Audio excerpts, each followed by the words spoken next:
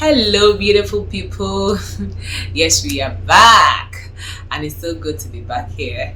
So, today I'm going to be talking about two things. One is an advice, and the other is actually an explanation to some things we need to know, right? So, the first thing I'm going to talk about is the advice, which is we should stop seeking visions. We should stop seeking visions, and we should embrace the Holy Spirit, which is the greatest gift of life and the greatest gift God has given us, right? And also, we should learn to use our gifts, that's the gift of the Holy Spirit, for humanity through the greatest commandment, which is love. Okay, so the first thing I'm going to discuss now is we should stop seeking vision.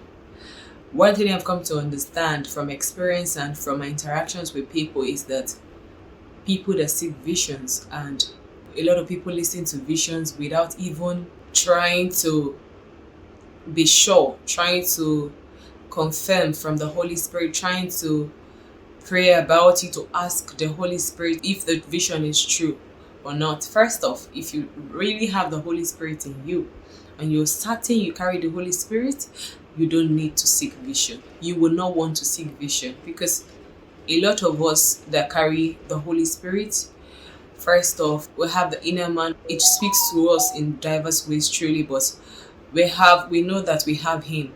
So there are situations where you would need to know what to do, and you will just ask the Holy Spirit. You already know the way he speaks to you, so you don't really need to fret. It's okay if you miss it. Believe me, it is. From experience, it's okay if you miss it, but the ability to go back to him once you've done that and make certain corrections is the best, and is a fulfilling experience, believe, because it brings peace. Now, back to stop seeking vision. Something came to my attention. I spoke with somebody at length and we had an interaction. She was sharing a relationship experience with me, our relationship experience, and she told me that the guy in question beat her, abuses her physically. They are not married, but then I asked, why are you still with this guy? Why are you holding on to him if he abuses you this much? And to the extent that it's already telling on you physically, what are you still doing with him? He said, because is it because it's God's will? Is there a reason you're holding on? Because I'd like to know. Then she goes, a prophet told her that this particular guy in question is a match made from heaven, so that nothing can separate them.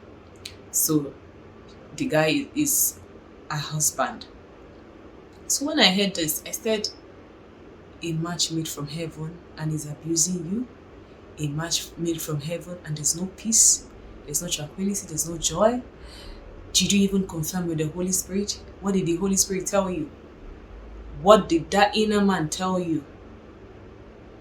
She goes blank. She couldn't say anything. Then I realized that she was just following vision. She was not even following the direction or the leading of the Holy Spirit. Then I went further. I started asking her questions.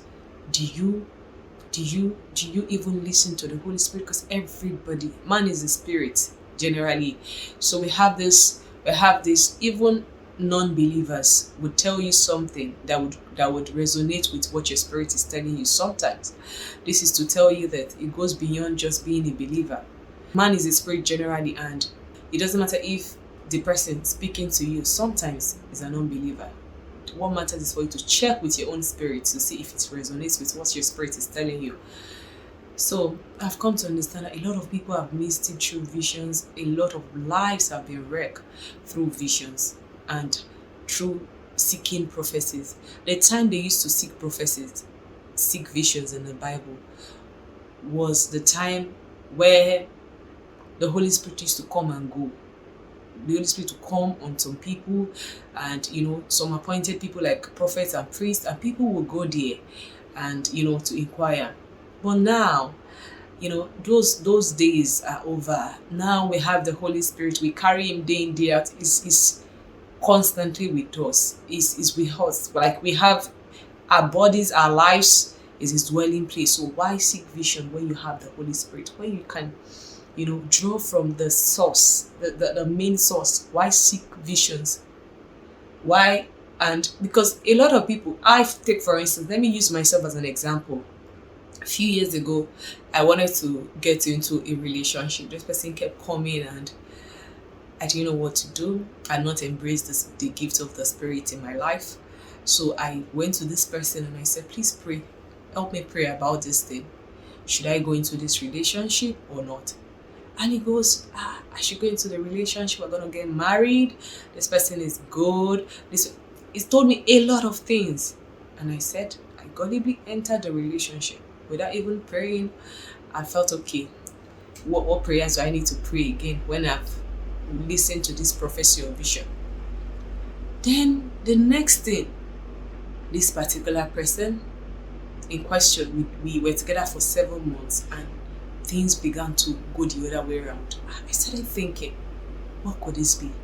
What could be happening? I thought this person said this. Then it got to a point, we broke up.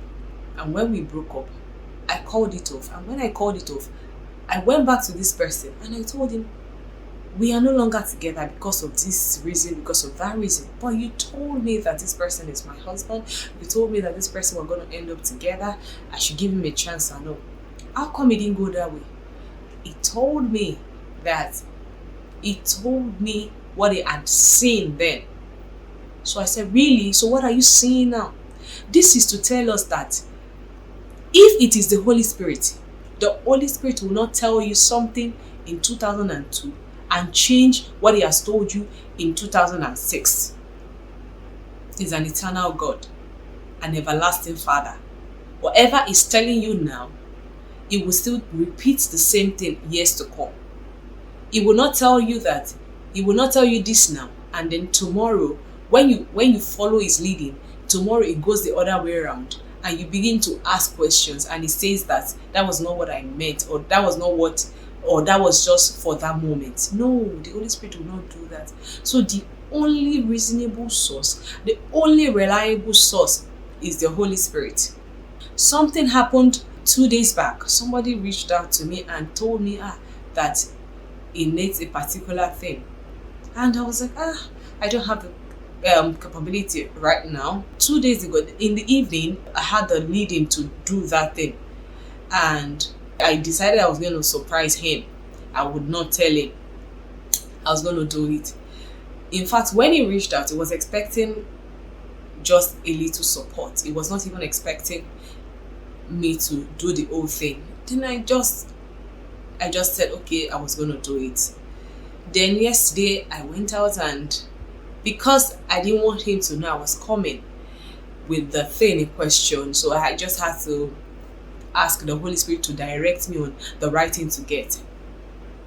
And when I got it, I got to his place, and when he saw me, he was shocked. And then when I presented the thing, Jesus Christ, the look on his face, I almost cried. He started rolling on the floor and thanking God. And he said something. He called the wife, and the wife said something that this was the exact color they spoke of just yesterday morning before I had gotten there. And when I got to the place I was going to purchase it, I wanted to get a different color entirely, but that color kept calling me, and I was like, it has to be this color. And I picked the color, and I realized that, on getting there, I realized that was the exact thing he had requested for. That was the exact thing he had told God. He had spoken to the Spirit, both him and the wife, in agreement that this is what they need, and the exact color. So God should provide it for them. And God used me, and I was very glad.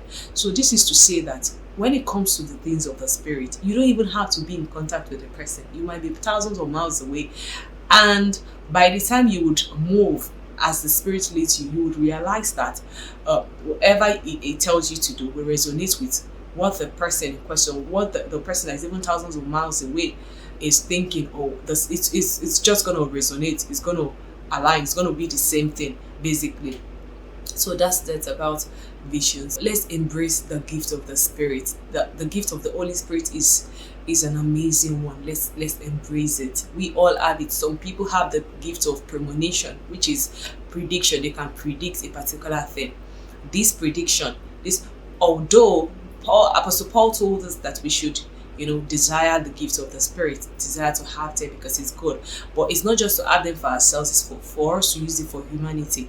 So if you have a gift of a prediction, take for instance, or premonition, it's on the same level as those who have the gift of prophecy and visions, believe me.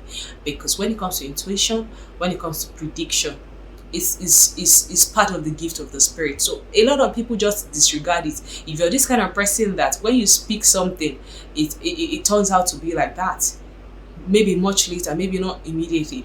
I've once spoken with somebody that told me that people say she prophesy and she doesn't even know she's doing that, and the thing happens much later.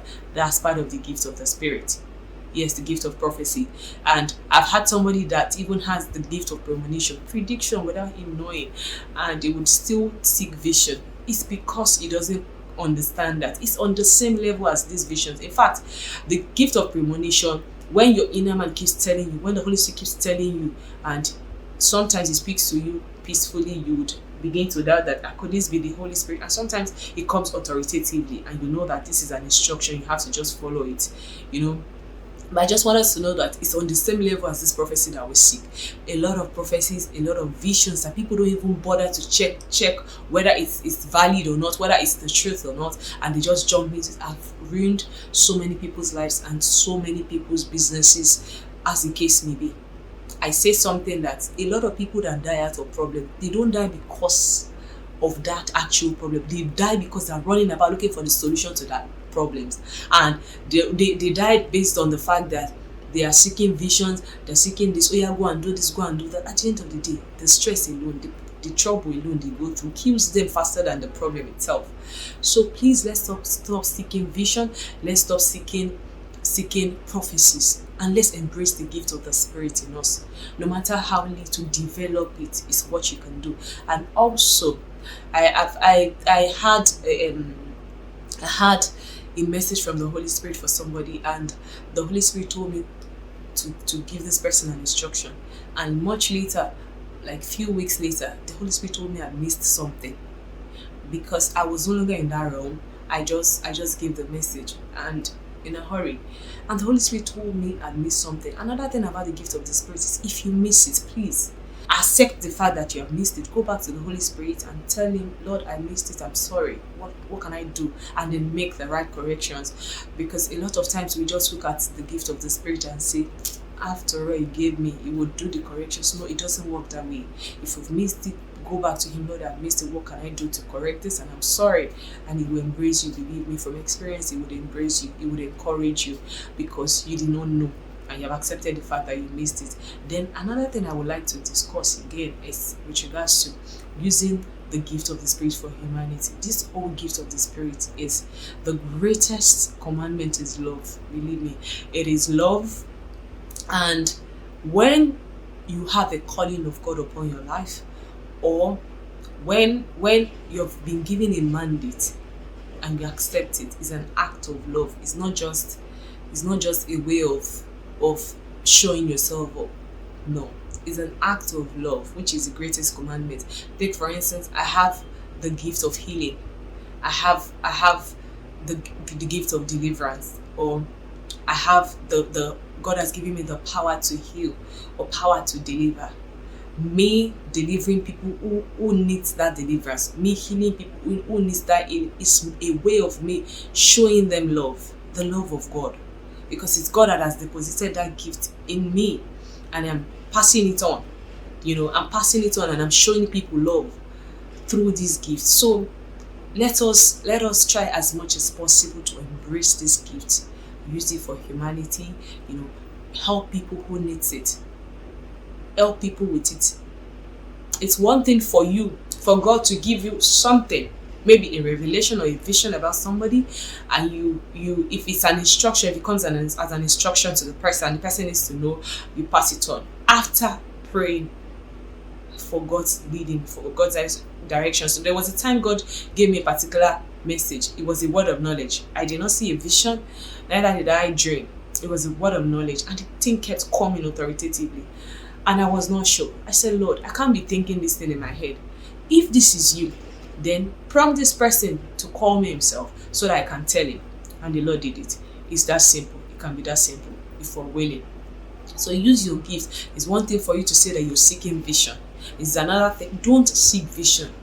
Don't. It's not a good thing to do, because a lot of people have missed it. Don't seek vision. Stop seeking vision. Stop seeking prophecy. If you feel stuck or you don't know what to do, go back to the Holy Spirit. Go back to the source. That's the spirit in all prophets. Yes. Go back to the source. Go back to the drawing board and draw from Him. And if you're not certain of what He's telling you, tell Him to give you a confirmation. And He would. From experience, He has done that multiple times. There was a day I was trying to go to work and it was raining heavily. I couldn't get an Uber to take me, and I called a colleague of mine. I was supposed to pick him up. He said, "What are you going to do? Are you going to disappear? This one you said you want to go." And I said, "Perhaps the Holy Spirit will just make me disappear." And I got downstairs, right on my street, in my own clothes. A woman parked a car, not a man this time. A woman parked a car and asked where I was going to. I'd said the bus stop, and then the next thing it occurred to me that, why limit yourself? And then I told her I was going to so place. And she said, up in. And when I got in, I just felt, come. I've not even asked her where she's going to. And I told her that she was going to the exact place I was going to on the day. So what I'm saying in essence is, Holy Spirit is enough. When I say is enough, is enough. Use this gift that you have for humanity. Express your love, the love of God, through this gift that you have, and see what happens. So I hope this message has blessed some lives, and I hope that it would bless some lives. And I hope that we'll listen and go back to the drawing board, develop our gifts in the spirit. And how do we do this? Basically, it's just for us to be willing. That's all it takes, for you to be willing. Go back to Him, Holy Spirit. When I started embracing this gift and every other thing with regards to my calling, and I didn't know what to do or how to even start. At some point I was even crying, but there was a day I was praying and nothing happened. There was a day I was just dressing up for work and the word of knowledge dropped, and I realized I could not be thinking of such, and I sat down to listen to everything, and He gave me the full mandate of my calling. So that's what the Holy Spirit can do for you. I beg us to embrace the gift and stop seeking vision, stop seeking prophecies. Embrace the gift of the Holy Spirit, and when you have missed it, don't be too proud to say you have missed it. I know, after all, I'm a prophet, I'm a teacher, I'm this and that. Accept that you've missed it and go back to the drawing board. And I know that the Lord will help each and every one of us as we continue in this journey. So thank you so much for watching, and thank you so much for listening.